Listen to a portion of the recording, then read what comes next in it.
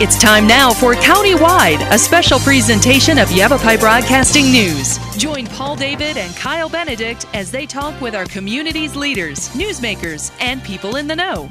You'll hear about the hot topics that affect all our lives in Yavapai County. And now here's today's Countywide. Welcome to Countywide. I'm Paul David. As always, it is great to have you in studio with us today. JD Maddy in studio from Astronomers of the Verde Valley. The website is astroverde.org and a phone number is 649-0485. And of course, we'll mention that over and over and over again. Hello, JD. Hello. How Welcome are you doing back. Today? Oh, thanks. Glad to be here. Always glad to have you in. JD, we're going to talk about space and solar systems and all kinds of good things and eclipses and all the stuff that's going to be happening over the next, several months? Next couple of months. Before we do that, though, we've got some opportunities for folks to participate in. So why don't we start there? Correct. Okay? Yes, actually, this weekend, which is June 24th, we will be at Sunset Crater north of Flagstaff. We're going to have solar viewing through our specialized solar telescopes during the daytime, say from 2 to 4, 1 to 4, 2 to 4. Okay. And then in the evening, we'll move up from the visitor center up to the lava flow parking area right below Sunset Crater, and we'll have our presentation and star party there. They've just built a really nice new little kind of amphitheater thing that'll seat about 50 people. Oh, really? So we'll be there and accommodating everyone with a short presentation. Of course, I say short, but it'll be about a 45 minute presentation on what they're going to see tonight and what's up in the night skies and such. Okay, so a solar viewing. So we're going to be looking at the sun then? Correct. And that's partially to get everyone excited for the upcoming solar eclipse as well. Is that a good place to go, Sunset Crater? It just sounds like a place that you'd go to go look at stars. Yes, it is. Yes, I can imagine it being a big night sky out there. And yeah, probably the nearest light that you can see to the south is several miles away, and it's very, very dim. But it's a great place to see the Milky Way, especially as the Milky Way rises over Sunset Crater. Beautiful setting too, huh? Yes, it is. Yes, and always somewhat cooler than here in the Verde Valley. Sure. Okay, so that's coming up on June 24th.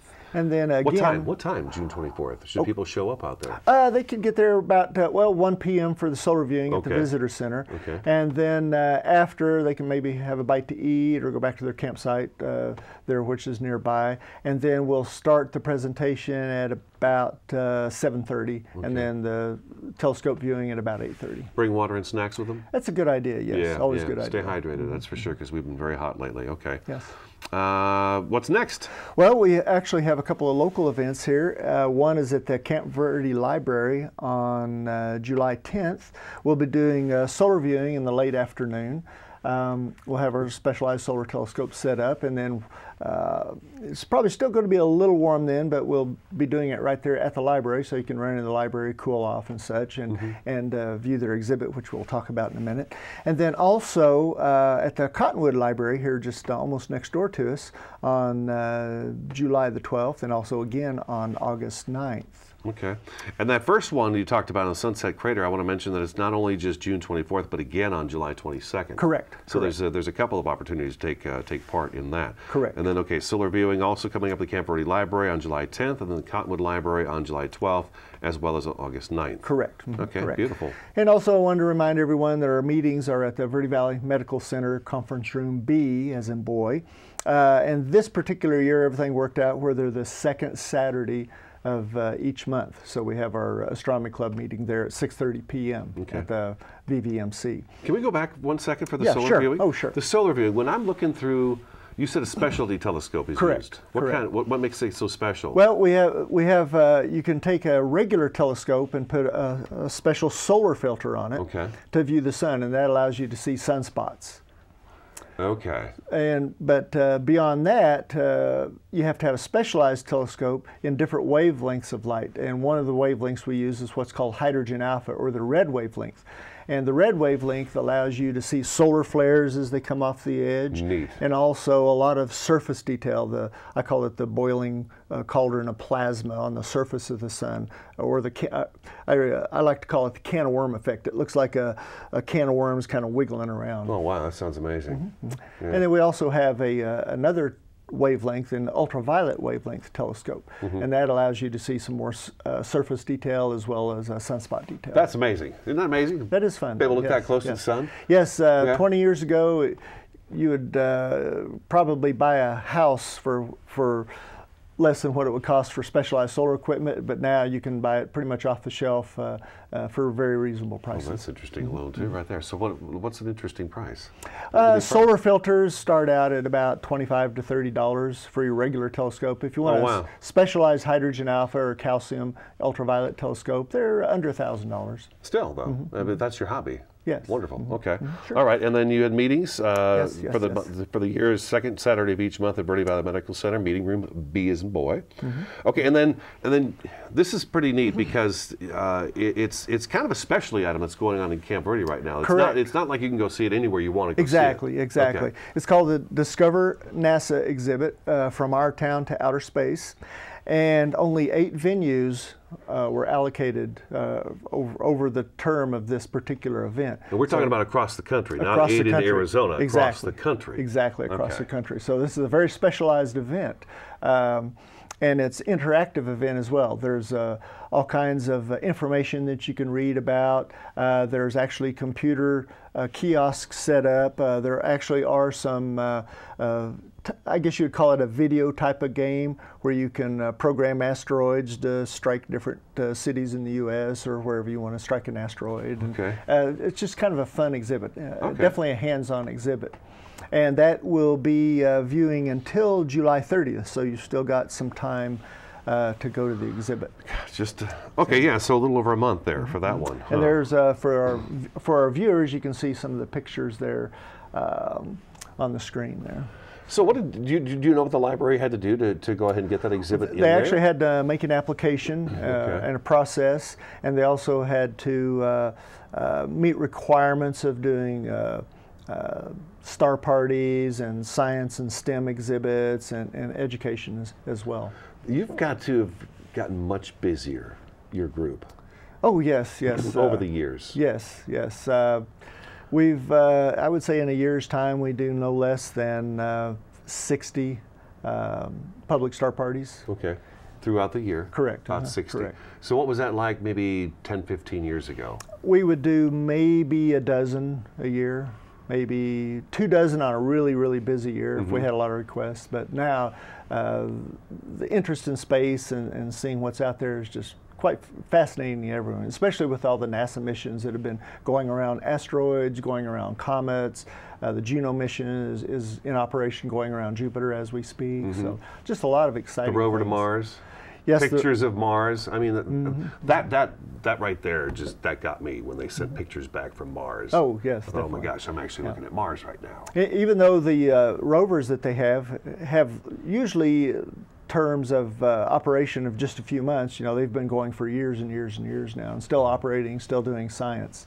And I was reading an article the other day about drones on Mars. So now that they're able to make these small drones, just basically what you could buy at one of the local big box stores, they're going to start using those to survey the areas so they can cover more ground with their Land Rovers. That's incredible. All right, we got to take our first break, all right? Sure. JD Maddy in studio today, Astronomers of the Verde Valley. Their website is astroverde.org. Phone number 649-0485. This is Countywide. We'll be back in just a couple minutes.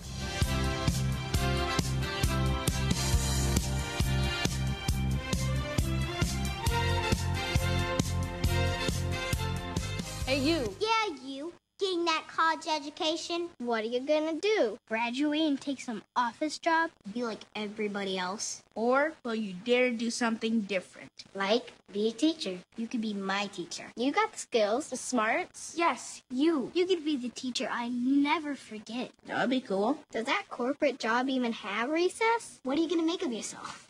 What are you going to make of me?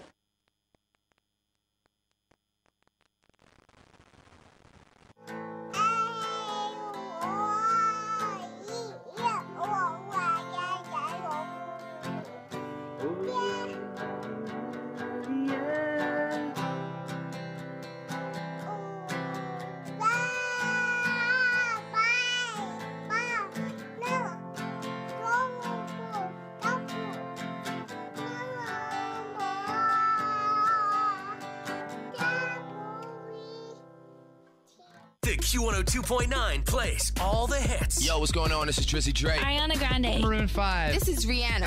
I'm Shawn Mendes. Hey, it's Bruno Mars. Ed Sheeran. What's up, guys? It's Justin Bieber. You're listening to The Weeknd. Start your day with Brian James in the morning. You'll get at least 10 songs in a row during your ride home with Julie Page. Zach Sang Show. Catch the Zach Sang Show weeknights 7 to midnight. And Kelly Fox weekends on your home for hit music. The Q102.9 and 104.9 in Prescott and Cottonwood. Stand with me. Be drug-free. Stand with me. Be drug-free.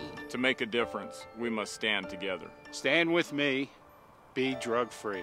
Supporting our families and listening to our teens. Stand with me. Be drug-free. Stand with me. Be drug-free. We are all one. No one is immune. Stand with me. Be drug-free. Let's stand together for a healthier community. Stand with me. Be drug-free.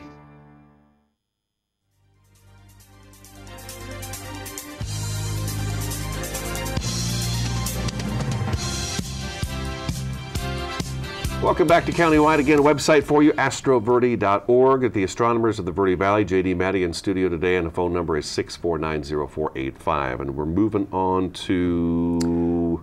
Yes, let's talk a little astrophotography. Yes, at the Camp Verde Library, with this, in conjunction with this Discover NASA exhibit, is one of our club members has an astrophotography display going on there. He has. What is that? Well, he's taken very many photos of nebulas, galaxies, and objects, in the Milky Way as well as in the universe, and he's printed them on an aluminum substrate, or he's actually had it done. He doesn't print them himself, but the pictures are just absolutely marvelous. It's just you look at the pictures and you just can't believe they're real. They're just so nice.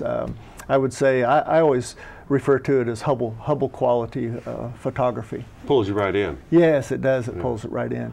And then one of our other club members, Steve Leshin, he provided me with a display that we put together that shows the anatomy of an astronomy photo. You just don't take your DSLR, put it on the telescope and take a picture and have instant color. You actually have to use a series of filters, red, green, blue filters, luminance filters, hydrogen alpha filters, and different wavelengths of filters to create a monochrome image, which are then processed together and assigned in your LRGB channels, which then creates a color photography. So all these really easy. Yes, it is. So all these Hubble pictures you see, they actually started off with being monochrome. They were black and white pictures that they processed and assigned into different channels to create the color pictures. So each color is layered on top? Yes. Is that a simple way to put it? A simple way to put it, yes. Very simple one. Well, it has to be from me. Yeah. Yeah, okay. So, all right. That's interesting. So really those photos are out there too then? Yes. Okay. Yes. So that's worth the trip just to check out his photo exhibit. Right. So, I mean, look at that. You go to the Camp Verde Public Library, you've got the NASA exhibit. And then you got these great photos out there too. Exactly. And plus the library. Yeah. It's a beautiful library. Yeah. Well. So you can go out there and spend a couple hours for sure. Yeah. Most definitely. All right, let's get into some of the things we're going to be seeing in the sky, because I've been going camping with my wife, I told you before the show, on the weekends, and there's nothing like being out there in the forest. And after dark, and you get your campfire, and it's the kind of lowering down, and you just stand there, you look up at the sky, and it is just filled with amazing things. Yes, the Milky Way is starting to rise earlier and earlier each evening now. It's actually on the horizon at sunset, but it's about 10 p.m. before it's really dark, and you could really start showing the Milky Way. We have one of the pictures there that I took last weekend of the Milky Way as it's rising, and you can see the dark dust lanes. You can see, if you're at a fairly dark site away from lights, you can see nebulas and clusters with the naked eye. It's just a beautiful sight. So, okay, let me ask you this then: if I'm looking at a nebula and I'm using my naked eye out there at night, what is it that I'm looking for that's going to kind of make it pop out to me and say, oh, that's going to be a nebula? Right well, there? it's kind of a dusty, cloudy area. A lot of people will look up at our Milky Way when they visit from out of state, and they go, "Oh, it's kind of cloudy tonight." And I say, "No, that's not clouds. That's a cloud of stars in the Milky Way," and they're just like amazed that you can see so many stars from our locations around the Verde Valley. Anything in particular in the Milky Way we should look for when we look at it? I would look for the dark dust lanes, which are dark areas. Okay. Just very dark areas. You'll see the stream of stars, and if you can identify a couple of constellations, and you can go to a website called skymaps.com, and you can print out a map, sky map for the month, and it'll show you the Milky Way. Well, the center of our Milky Way is kind of between the Sagittarius region, which is also called the Teapot, and the Scorpius, the Scorpion. Okay. So if you look right in that area, you'll see light patches, dark patches. You'll be able to see some naked eye clusters, open clusters in that area and such. So if you can identify Sagittarius, the Teapot, you'll see what looks like steam coming out of the spout of the teapot. Okay. And that is the early astronomers saw it as a teapot and said, well, that's the steam, the stream of stars coming out of them.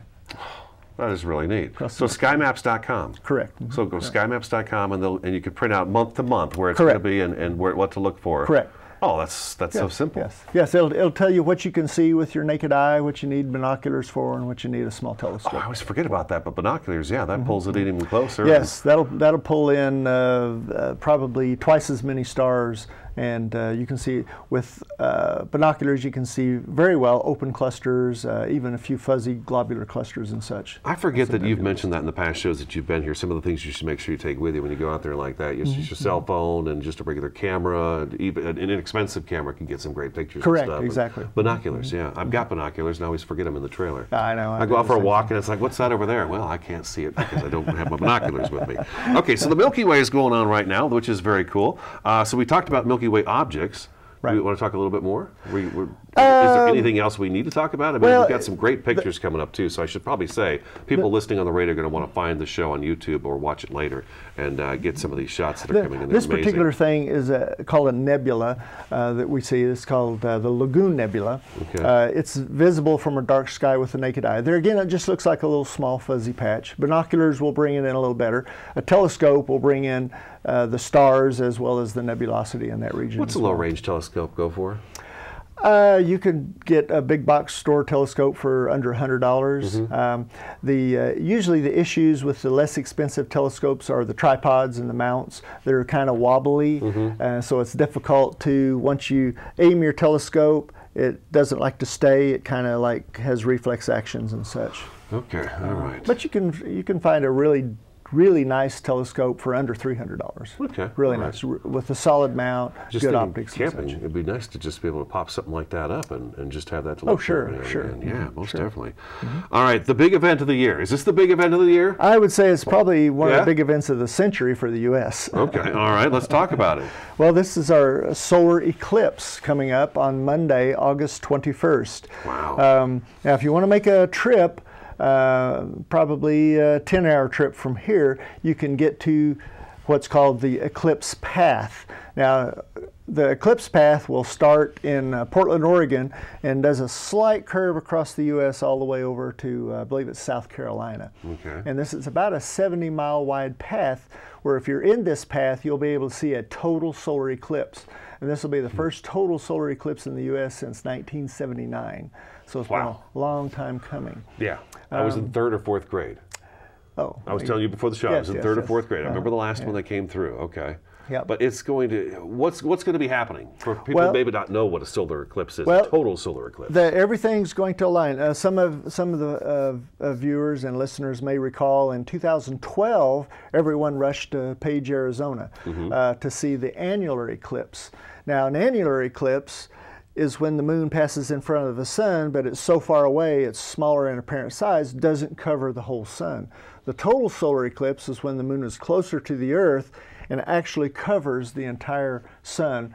And this particular eclipse will be roughly 2 minutes and 40 seconds long at its maximum. Wow, that's it. Yes. So pass and it's over. Yes. And it won't happen again for how long? Well, actually, there's another total solar eclipse that's going to be cutting up through Texas and going northward in about 6 years. Okay. 7 years, maybe. 7 years, okay. But still, here we got one right now. Yes, yes. It will be, reportedly, all the estimates are, it'll be the most personally viewed solar eclipse ever. We have to take a break, okay? JD Maddy in the studio today from the Astronomers of the Verde Valley, astroverde.org. Phone number 649-0485. Stick around, countywide, back in just a couple minutes.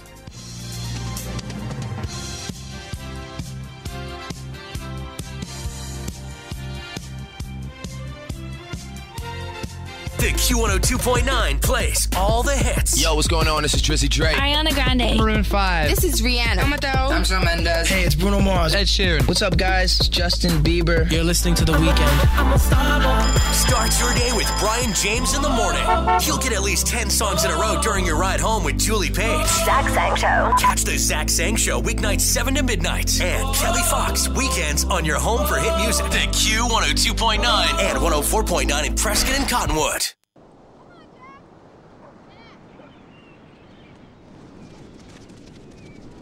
This was me.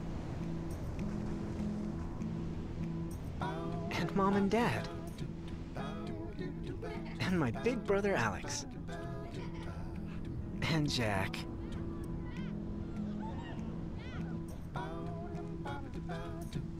And this was the day that I learned that sandals get their name from sand.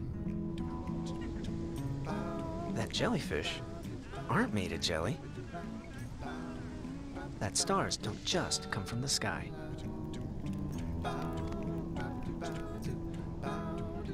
That the ocean is bigger than all of us. This is the day we all got to forget that I was sick. And it changed everything. This was my wish. I call you and say, I'm with the IRS. You owe back taxes, and if you don't pay today, you're going to jail. You can fix this by sending cash. And you actually believe me? Too smart to fall for it? Well, last year, Americans paid $100 million to guys like me. 1 in 6 people were scammed. Can you believe it?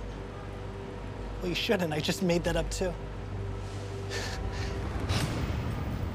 You are a little gullible.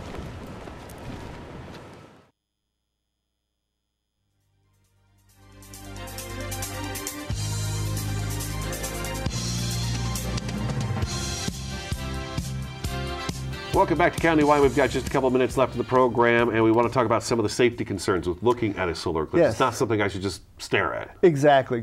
You should never look at the sun without proper solar eclipse glasses or eclipse glasses, or say a number 14 welding glass or something like that, or especially filtered solar telescope. Why is it so much more dangerous when it's an eclipse? Well, people have a tendency to think, oh, well, the moon's covering the sun, so I can look at it and watch it, but it's not true. Even if there's a tiny, tiny bit of the sun showing, that is still could do damage to the eyes. Okay. So at totality, which will last roughly 2 minutes and 40 seconds coming up, if you're in the total eclipse path, for that 2 minutes and I'd say maybe 30 seconds, you can actually look up at the sun and see the corona glowing around the moon and such. But that's the only time you should ever look at it with the unaided eye. So people will be pulling their filters off their telescopes, looking at it, taking pictures, looking at it with binoculars and such. But as soon as the first little tiny bit of light shows up, then you don't want to look at it anymore without aid. In Arizona, it's not going to be a total eclipse. Correct. Here in the Verde Valley, we'll have about a 70% partial eclipse, which will still be considerable coverage of the sun. Mm-hmm. And you'll notice the animals will all of a sudden start acting weird. The birds will stop singing. Cool air will move in. It's just a real eerie effect, even with a 70% eclipse. It's like a creepy sci-fi movie going on all of a sudden, exactly. Right? The whole world's going to just be kind of different for 2 minutes and 40 seconds, exactly. And then it'll be over with, and everybody go back to their business. And the whole process from what's called first contact, when the moon actually starts to cover the sun, is about 2.5 hours long. So you've got a lot of time to see the partial eclipse. Okay. But the total coverage is only a couple of minutes. Okay, okay, gotcha. Right. That's going to be really neat. So that's coming up again on Monday, August 21st. Monday, what time? For here in the Verde Valley, it starts a little after 9 a.m. Okay. So it's an early morning event and lasts till about noon. Okay, so everybody gets the day off of work. Yes, or at least the morning. All right, well, JD, it was great seeing you. And you're going to come back at end of July, we talked about, and we'll talk more about about the solar eclipse and get more into it, because we covered a lot of different things today. So astroverde.org again is the website for all this information, 6490485. And don't forget the skymaps.com that JD mentioned. You can take that out and it shows you the constellations month to month. So that's today's Countywide. Thanks for watching and listening, and we'll talk to you again next time.